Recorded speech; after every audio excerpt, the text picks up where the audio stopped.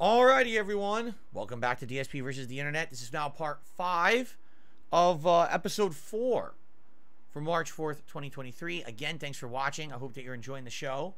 If you like this show, please like it, leave comments. If you want to become a channel member to submit the videos for next week, that would be much appreciated. Thanks to everyone watching live, and thanks to anyone who has supported in any way. Let us continue. Man, I sure do love golfing. Even when they got world's natural hot dogs.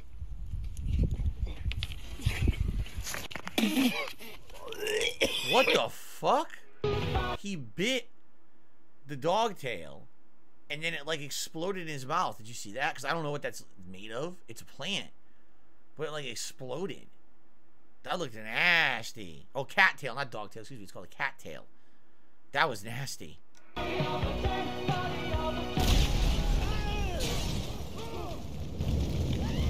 Look at that. You're right. Baby. Right to the cutscene.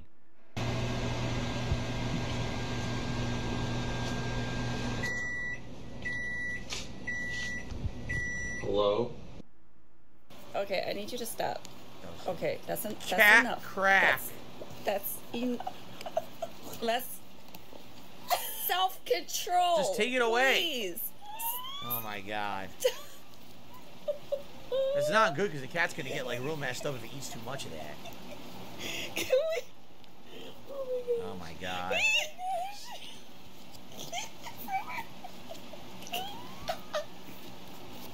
What a great parent. What a great parent. Ow! Ow! Ah, the claws. An idiot. Stop! You violated the law. Pay the court a fine or serve your sentence.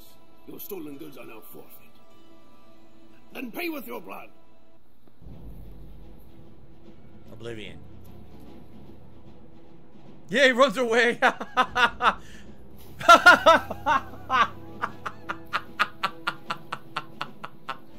Yes, what a typical NPC would do. Why won't you die?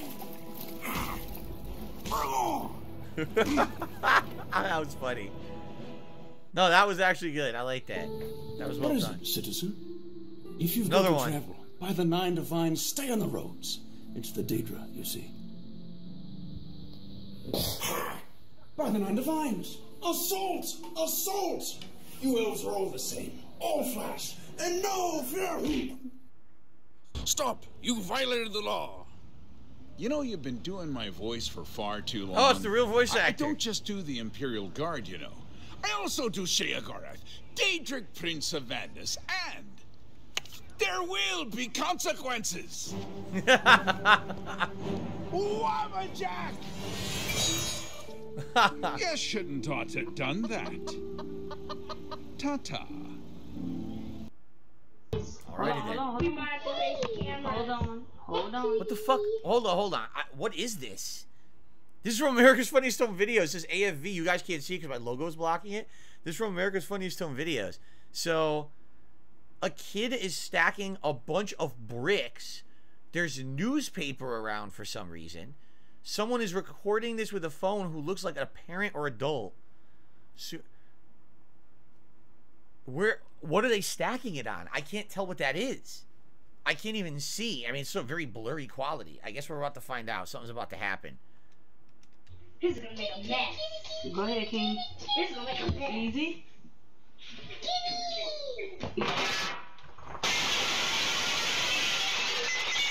Oh no! Our table! It's broken! Well, the table broke.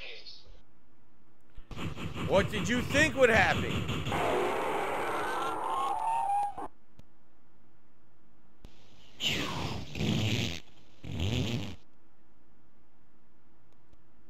Come back, Shane! My name's not Shane, kid. I'm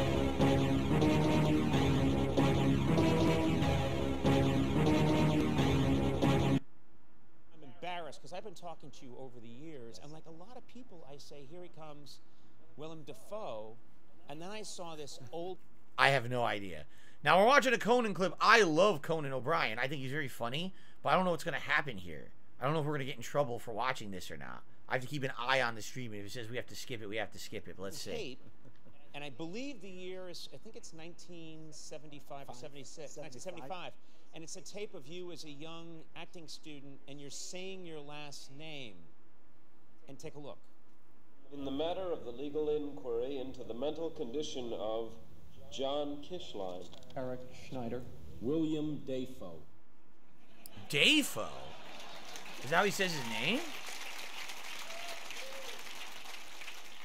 You've let everyone mispronounce your name for like 40 years. We've all been saying Defoe, and you've been just sitting there going like, well, I won't say anything. Let's keep it that way. I was a confused kid. You were oh, so you were wrong. I was wrong.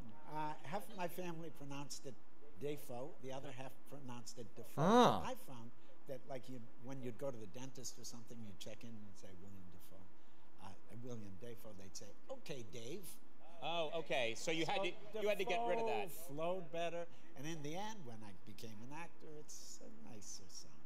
Yeah, it's a. Yeah, Defoe doesn't quite. Yes, get me Defoe is not. I guess that makes sense. Yeah, right. That's very good. Well, let's. Now you exposed something. Yes, yeah, that's my job. You got to wonder how many actors actually do that. Like they change their names, or they change the pronunciation, or they just tweak it a little bit, just to make it a little bit more interesting, since they are an actor, or catchy. Like Defoe versus Defoe. For some reason, yeah, Defoe.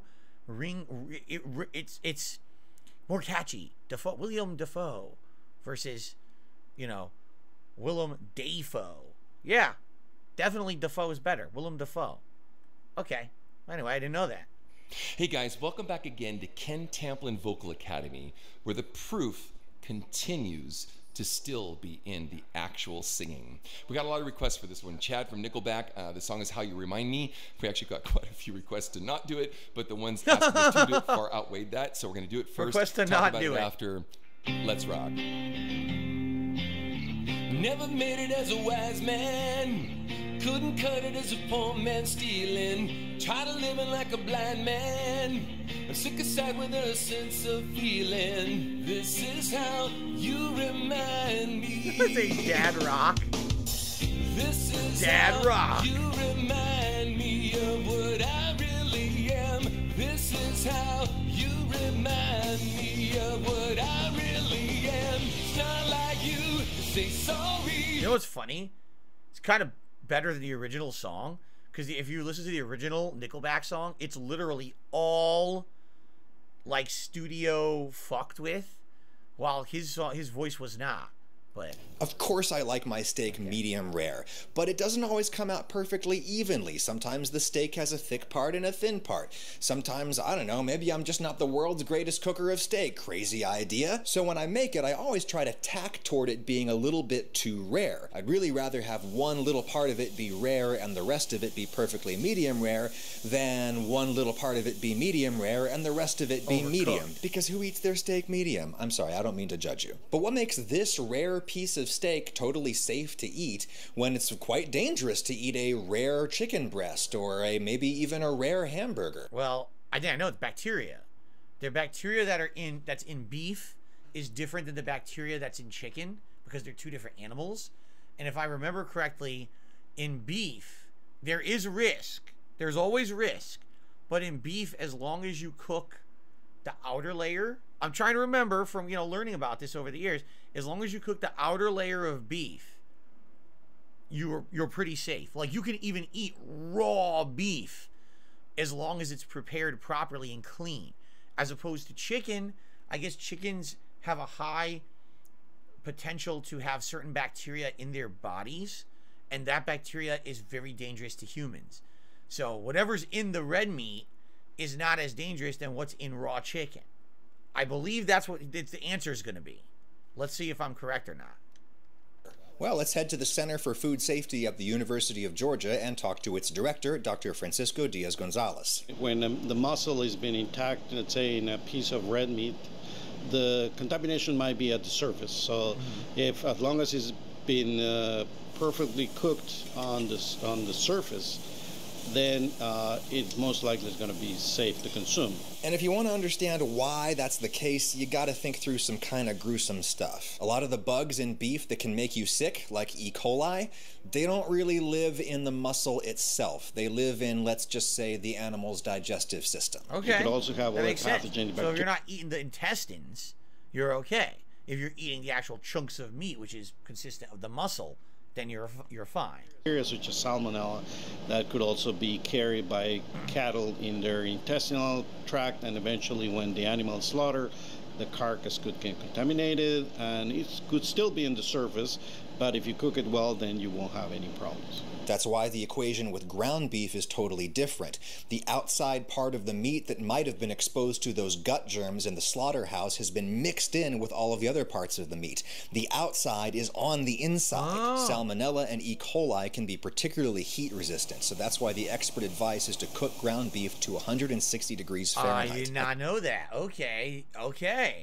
So, you know, whole intact red meat, or is safer than ground. Okay, I didn't know that at all. It's a lot. Now what about chicken? You're supposed to cook chicken all the way through to 165 degrees Fahrenheit, regardless of whether it's ground or in a whole piece or in a whole bird. What gives? Chicken there's plenty of evidence in the scientific literature that pathogenic bacteria can be internalized inside of the chicken pieces, so you should not compromise on eating a half-cooked piece of chicken, because that's the possibility you will find organisms such as Campylobacter or Salmonella that are still alive and may still make you sick. All right, 165 for poultry. How about fish? It varies from species to species. But Right, 'cause I was just going to say, what about sushi? in the case of fish, we're eating a lot of sushi right now. And by we, Dr. Diaz means you and me, not him. He's kind of squicked out by raw fish, perhaps as an occupational hazard of being an expert in foodborne pathogens, but... Being very honest regarding the literature, if you look at how many cases of sushi related to its consumption, there are not that many, actually. You gotta be acknowledged. One reason for that might be that a lot of even very good fish these days has been flash frozen. Freezing can kill some pathogens such as Vibrio. Freezing it helps. Lastly, let's talk about pork. So because sushi is becoming so popular and they're mass producing the fish and flash freezing it is killing a lot of the bacteria. Okay. The United States Department of Agriculture used to recommend cooking whole cuts of pork to 160 degrees Fahrenheit. This was guidance that basically every competent cook ignored. And indeed, in 2011, the feds relaxed a little bit and said that 145 degrees is just fine, as long as you let it rest for a couple of minutes to let the internal temperature go up a little bit, which is a good thing to do anyway. And 145 post-rest is going to look like this. Slightly pink pork, very tasty. The old, more conservative guidance was based in part on fear of trichinosis, a really terrible parasitic disease. But thanks in part to improved practices from the pork industry, cases of trichinosis are way down in the United States, and most people who get it here seem to get it these days from wild game. That said, bacteria like salmonella can still be an issue with pork, mostly on the outside of the muscle for the same reasons as beef. So pink pork chops are just fine, but pink sausage is a bad idea. Okay, so same thing with ground beef, same thing with ground pork. You gotta cook your ground things up very well, but the intact meat is safe. I am learning a lot from this video. This is very, very... Oh, it's done. That was a good video. What's this guy's name? Adam Ragusea? 3 years ago, over 5 million views. And he's a good narrator. I like his voice for narrating this. Not boring. That was pretty good. I like that. So now I just learned something. I hope you guys learned something here on DSP versus the Internet. There you go. More Willem... Boy, a lot of Willem Dafoe this week.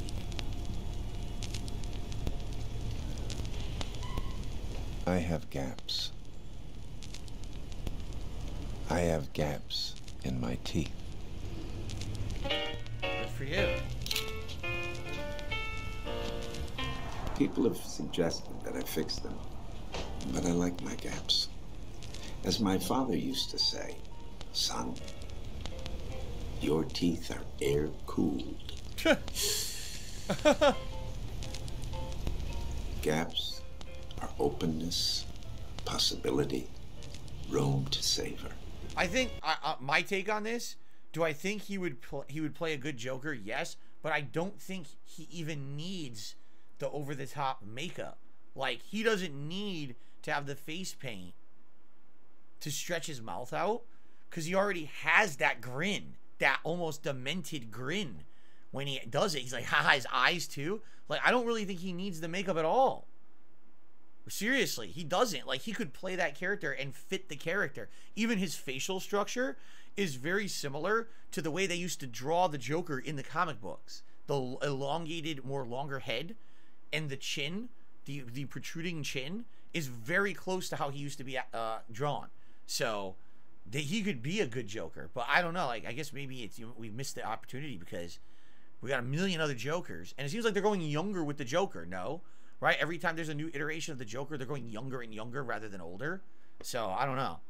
Anyway, all right, we've seen enough of that already. Today, I'm going to be curing someone with total blindness. We will be using a new artificial lens that will give this person sight for the first time. I'm very excited.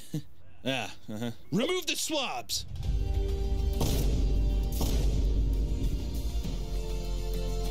What the hell's that? My eyes are a bit sore. Ugh. We can check back on him later. We still have a lot of filming to do. Carl! Come here! Take the surgeon and get B-roll in the rooms down the hall. I need to film the intro. Okay, Jimmy. Oh, is that his logo? That's his logo, the Mr. Beast logo. Okay, I didn't understand that. Okay. Okay, we just need you to sign a couple of release forms to be in the video. All pretty standard stuff.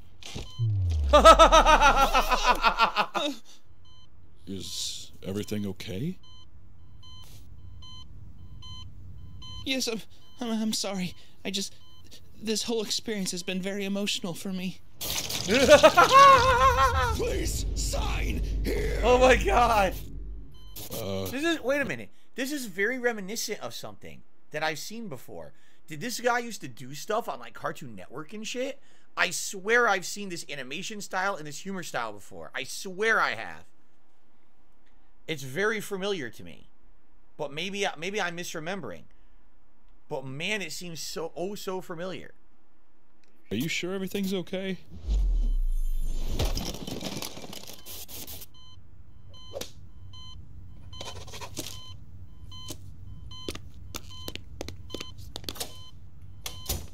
Hi, sweetheart. How are you feeling? Oh my God! This has all been such a blessing. And your eyes being muted. The producer said that Mr. Beast might even give us a cash gift. He's so generous with his wealth. Truly an angel to our lives. Don't you agree? He's a blessing. Don't you agree? Isn't he a beautiful soul? Shut up! Shut up! Shut up! Honey, what's wrong? Just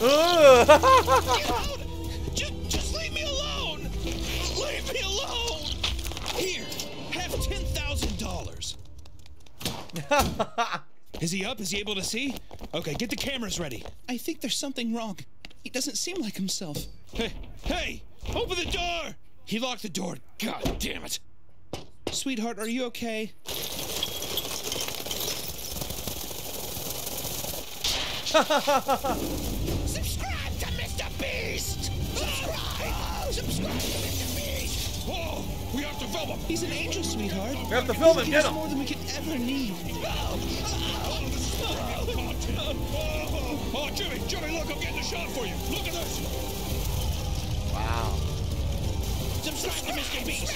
Yes. I want you to have $50,000. Take it. What a commentary on what they are actually now starting to call this charity porn, right? And we talked about it on my channel a little bit, and you know, people had conversation. A lot of people seem to be of the opinion that Mr. Beast is a really great guy and everything he does is great, and you know, above reproach and above criticism. And you know, some of my opinions, I'm not going to share them all here today, but basically that charity, you know, is fine. But you know, I grew up in a Roman Catholic upbringing. That charity is very different from what other people think it is. That charity, in at least what I was taught when I was growing up, is that you do good things to help people, but number one, it should be a sacrifice of yours in order to help others, and number two, you don't benefit from it at all. It's supposed to be you actually giving of yourself to help others. That's true charity. And I guess what this is a criticism that, sure, perhaps Mr. Beast is taking in all this money and giving it to other people and doing good things with it, but then take a look. He has to make tons of videos about it, has to make tons of money doing it. He has his own fast food chain trying to make money, and everything he does has to be monetized, making money, money, money. So is anything he's ever done actually be real charity, or is it a cycle, endless cycle of do it to make more money so I could do the next thing, to make more money, to do the next stunt, to make more money, to make more money, to make more money? You see? And people are criticizing him now for it. I have no idea what the true story is behind him curing blindness because I didn't research that.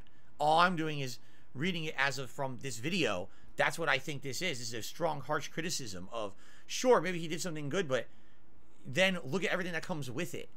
The massive attention, the constant media coverage, have to make a video about it, have to talk about it, have to publicize it, have to get more famous because of it, because the money train has to keep rolling, right? Why do you think their fucking money is pouring out of the gutters and everything here, right? The vents. So, there you go. Now, you can feel whatever you want. I really don't have an opinion either way because I don't know the full story. I would have to research the full story of that to have an opinion on it. I don't. I'm reacting to the criticism of it that obviously is in this video. So, okay. Also a Tesla. Don't forget about the Tesla. I bought you a Tesla. I know how much you need a car to survive. Oh, this is premium content. Yes. See, this is premium content. See the beauty I have given you. Get a shot of his eyes. I also like that his eyes have the Beast logo on them. Oh my God. I don't want this gift. I don't want to see. I don't want to subscribe. Please don't make me. Here, take the picture for the thumbnail. Please don't give me any more. Please. Did you get it? I don't want this. Oh no, it looks kind of weird, man. I don't know. It's fine. We'll just upscale it with AI or something. It'll be fine. Let's go.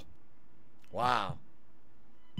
I wonder what Mr. Beast feels about that. I really do. I wonder if he ever reacted to that and what he would say. I'm just really curious how he would react to seeing that.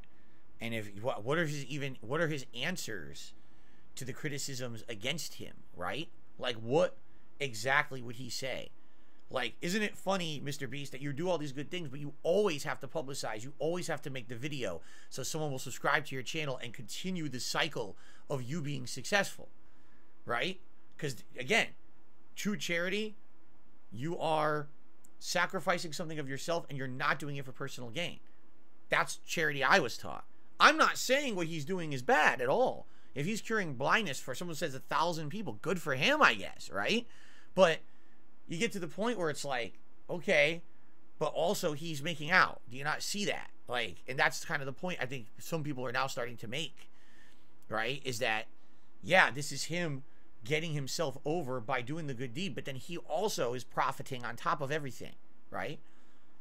Has he? I guess here's the true question, and I'm sure people can answer it, and maybe leave a comment on this video and let me know. I'd like to be educated on this. Outside of the public things Mr. Beast does he also do things that literally he does not do them whatsoever for any personal benefit whatsoever? Is he doing charities behind the scenes? Is he doing, you know what I'm saying?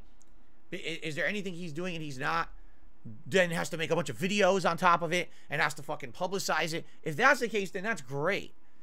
But I'm completely uneducated, so I'm not going to say anything either way. I mean, that'd be really dumb of me to try to say one thing or the other when I don't understand the whole situation. I'm being actually supposed to be saying, yes, he runs things like food pantries and other things. Okay. Good for him. If that's the case, good for him. Because I would like to hear, when you see, I've seen one side of the argument with this video. I'd like to see the whole picture before I make any kind of a opinion on it, you see. All right, we got time for one more video before we split the part here. What's it going to be? I've always thought that the pinnacle of human achievement, alongside the International Space Station and the discovery of antibiotics, is the invention of the Oscar Mayer WeinerMobile. Oh, nice. Invented by Oscar Mayer's nephew, Carl Mayer, the WeinerMobile was first unveiled to the public in the year 1936 in Chicago, Illinois. This big metal dog served two primary purposes. Firstly, to promote the small... He said big metal dog. He didn't say anything else. He said dog, just so you know. Company Oscar Mayer's German Wieners, and secondly, to mock the abject poverty and widespread starvation of the American public. The Second World War seemed to straighten the Meyer family out a bit, as the company refocused their efforts on canning meats for soldiers overseas instead of driving around the streets in a 13-foot metal hot dog. However, only a decade later in 1952, the WeinerMobile made a triumphant return to America's roadways, except this time with an even longer 22-foot design. Over the course of the next 56 years, there would be 9 more versions of the WeinerMobile released, adding up to a total 11 iterations from 1936 to 2008. I've seen a bunch of For these the ads most part, they've been on the roads consistently since their Oh, that's re-releasing. cool how see the bottom, basically the car's on the bottom and the model changes depending on the year. It's like going through history, it changed The and evolved. 50s, with the exception of a decade-long hiatus from 1977 to 1988, when Oscar Mayer decided to focus more so on TV ads instead of the vehicles due to a combination of expensive repairs and public Completely different in disinterest. 2008. This redesigned changed again. in 1986, though, as during the company's 50th anniversary celebration event, a retro WeinerMobile was displayed, drawing a huge crowd. Retro, look at The that. company began to receive thousands of letters begging them to bring back the WeinerMobile, and after 2 short years, a new fleet was on the roads. While most of these were built... I've never seen one on the road though. I've seen them in ads. That's it. I've never seen them like driven on the road or anything. I didn't even know they similar did truck that. chassis made by Dodge, I thought they were just, GMC, like, and publicity Chevrolet. stunts. There were a few versions which used car chassis instead. In 1956, a WeinerMobile was made using a Jeep A Willys. Jeep Willy? In 2008, a Mini WeinerMobile was produced using a Mini Cooper Yeah, S. that's the And in latest from 2011, 2008. a WeinerMobile food truck briefly toured the country. The most current version of the standard WeinerMobile stands at 27 feet long, 11 feet tall, and 8 feet What wide is there- why on is a there a GMC wiener in the W4 box like truck the chassis. dash? Each WeinerMobile is equipped with a few different bits and pieces from other cars, examples being tail lights from Camaros and headlights from Grand Ams, which are fun little touches in my opinion. While much of WeinerMobile activity has occurred domestically, there have been a few times where Oscar Mayer blessed foreign soil, as there were Blessed 4 foreign WeinerMobiles soil specifically with made the to tour Spain and WeinerMobile. Japan in the Yes. 80s. Currently, there are 6 Really? WeinerMobiles. Silva Jin says they actually used to drive around my neighborhood and they were giving out the little wiener whistles. I've seen those before. Where did I see the wiener whistles? I've totally seen them. Yeah, it looks like a hot dog. You blow it, it makes a wee, like a high-pitched whistle. The WeinerMobile. All right. Ladies and gentlemen, we've gone on a fun ride here for the last 2.5 hours. However, all good things must come to an end. Coming up next will be the final part of DSP versus the Internet for episode 4. I hope that you've enjoyed the show. If you have, I would hope that you would consider perhaps becoming a member here on the channel so you too can suggest videos for me to watch on next week's episode. Okay? And thanks to the live audience. Let's split the part. When I come back, it will be the finale. Thanks, everybody. Okay. I did receive a tip, which is great. I haven't had a tip in like 3 hours. So I received a tip. It says, this is a parody. Meat Canyon and Mr. Beast are actually friends. Well, there you go. If they are, great. Good for them. I know that the criticism of Mr. Beast was real because I was actually seeing it on the internet. I was seeing articles and stuff about it. They actually called it charity porn. Yeah. Like charities now are becoming